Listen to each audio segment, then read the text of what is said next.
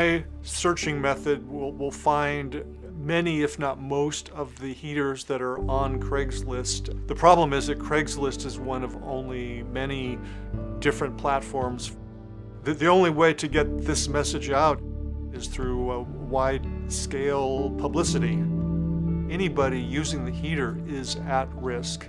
Mostly lower income people rely on heaters. Those at risk for the most tragic type of incident would be households where the heaters are used in children's bedrooms. The danger is the switch shorting out and actually causing plastic to burn or other materials to burn that could potentially ignite the oil in the heater.